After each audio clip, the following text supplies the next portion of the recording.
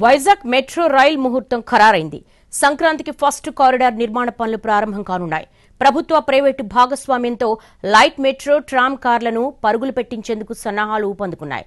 సుమారు 137 కిలోమీటర్ల metro project ప్రతిపాదించగా ఇందుకోసం 18,000 కోట్లు ఖర్చు చేయనున్నారు.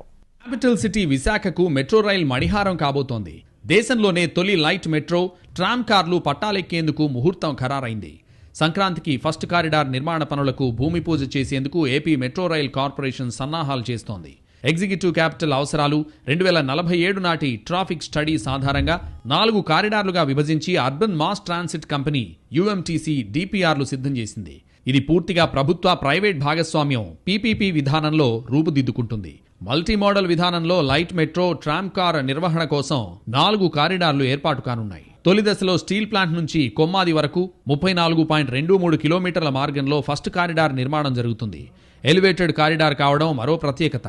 దీనివల్ల భూ సమీకరణ అవసరం లేకపోగా నిర్మాణ వ్యయం బాగా తగ్గుతుందని ఆంధ్రప్రదేశ్ మెట్రో రైల్ కార్పొరేషన్ చెబుతోంది. సుమారు 135 కిలోమీటర్ల మేర పరుగులు పెట్టనున్న ఈ ప్రాజెక్ట్ ఎన్నో ప్రత్యేకతలు, మరెన్నో ఆకర్షణలకు కేర్ ఆఫ్ అడ్రస్ కానుంది. అభివృద్ధి చెందిన దేశాల్లో విజయవంతంగా సేవలందిస్తున్న మోడళ్ల ఆధారంగా ఈ ప్రాజెక్టు రూపకల్పన జరిగింది. మొత్తం ప్రాజెక్టు 2 విభాగాలుగా ఉంటుంది. ఒకటి లైట్ మెట్రో కాగా మరొకటి మోడర్న్ ట్రామ్. ఈ ప్రాజెక్టులో మరో ప్రత్యేకత ట్రాక్లెస్ ట్రామ్. హెరిటేజ్ సిటీగా గుర్తింపు పొందిన ఓల్డ్ పోస్టాఫీస్ నుంచి రుషికొండ మీదుగా భీమునిపట్టణం వరకు ట్రామ్ కార్ పరుగులు తీనుంది. సెన్సార్ సిగ్నల్ విధానంతో వర్చువల్ ట్రాక్ ఆధారంగా ట్రామ్ నడుస్తుంది. వీటి కోసం ప్రత్యేకంగా ట్రాక్ నిర్మాణం అవసరం ఉండదు. పైలట్ వ్యవస్థ కనిపించదు. లగ్జరీ బస్ మాదిరిగా ఉండే ట్రామ్ కార్లో 300 నుంచి 500 మంది వరకు ప్రయాణించొచ్చు. రద్దీకి అనుగుణంగా అదనపు బోగీలను అనుసంధానం చేసే వ్యవస్థ ఉంటుంది. ప్రజా రవాణా కోసమే వీటిని ఏర్పాటు చేస్తున్నప్పటికీ పర్యాటకంగా ప్రత్యేక ఆకర్షణగా నిలవనున్నాయి. బీచ్ రోడ్డుపై ట్రామ్ కార్లో ప్రయాణిస్తుంటే విదేశాల్లో విహరిస్తున్న మధురానుభూతికి లోనవుతారని మెట్రో రైల్ కార్పొరేషన్ అంచనా వేస్తోంది. ఫస్ట్ కారిడార్ స్టీల్ ప్లాంట్ నుంచి కొమ్మాది జంక్షన్ వరకు 34 కిలోమీటర్ల మేర నిర్మాణం జరగనుంది. భోగాపురం అంతర్జాతీయ విమానాశ్రయం అందుబాటులోకి వచ్చాక మెట్రో కనెక్టివిటీని విస్తరించే విధంగా ప్రణాళికలు రూపొందించారు. 6.5 కిలోమీటర్ల రెండో కారిడార్ తాటిచెట్లపాలెం జంక్షన్ దగ్గర ప్రారంభమై పార్క్ హోటల్ జంక్షన్ దగ్గర ముగుస్తుంది. ఈ మార్గంలో railway new colony, railway station, పాత జైల్ రోడ్, వివేకానంద విగ్రహం junction, RTC complex, Sampath Vinayaka దేవాలయం, ఏయూ అవుట్ గేట్ కవర్ అవుతాయి.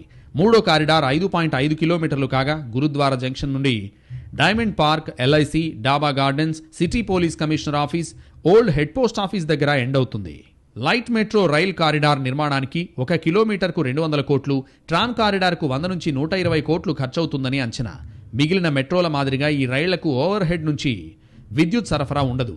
దీనికి అవసరమైన డీసీ విద్యుత్ను రైల్ సిస్టమ్ ద్వారా పంపిణీ చేస్తారు. సిటీ పరిధిలో 1.2 నుంచి 1.75 కిలోమీటర్ల మధ్యలో ఒక మెట్రో స్టేషన్, శివార్లలో 2 నుంచి 2.5 కిలోమీటర్ల మధ్యలో ఒక మెట్రో స్టేషన్ రానుంది. మొత్తం ప్రాజెక్టు వ్యయం సుమారు 18,000 కోట్ల రూపాయలుగా లెక్కగట్టింది ఏపీ మెట్రో రైల్ కార్పొరేషన్. వీటిలో 20% వైబిలిటీ గ్యాప్ ఫండ్ను కేంద్ర ప్రభుత్వం భరిస్తుంది. రాష్ట్ర ప్రభుత్వం 20% పెట్టుబడి పెడుతుండగా జాయింట్ వెంచర్ కంపెనీ అయిన IL&FS ఇంజనీరింగ్ ఈ ప్రాజెక్టు పూర్తి చేయనుంది. వైజాగ్ మెట్రోకు మరో ప్రత్యేకత ట్రాఫిక్ ఆధారంగా కోచ్ల సంఖ్యను పెంచుకునే అవకాశం. అదే మిగిలిన మోడళ్లకైతే అవసరం ఉన్నా లేకపోయినా కోచ్ల సంఖ్య డబుల్ చేసుకోవడం తప్పనిసరి. ఫలితంగా ఖర్చు పెరగడం, నిర్వహణ కష్టంగా మారి చివరకు ప్రాజెక్టు ఫెయిల్ అయ్యే అవకాశాలు ఎక్కువ. అదే లైట్ మెట్రో అయితే 2 కోచ్లతో పరుగులు పెట్టించడం ప్రారంభించి అవసరానికి అనుగుణంగా అదనపు బోగీలను చేర్చుకోవచ్చు. తద్వారా సక్సెస్ రేట్ పెరుగుతుందని ఏపీ మెట్రో రైల్ కార్పొరేషన్ చెబుతోంది.